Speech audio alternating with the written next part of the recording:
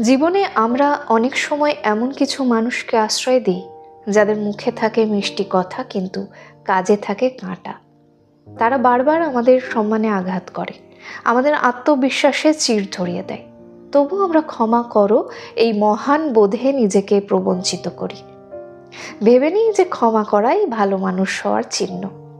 কিন্তু প্রশ্ন হলো, একজন মানুষ যদি বারবার তোমার আত্মসম্মানে আঘাত করে, যদি তার ব্যবহারেই তুমি নিজেকে ছোট অনুভব করো, তবে কি তাকে ক্ষমা করাই সত্যিকারের অর্থে ন্যায়সঙ্গত?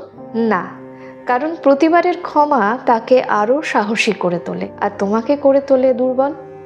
ক্ষমা তখনই মহৎ যখন সেটা একজন অনুতপ্ত মানুষের প্রতি করা হয়।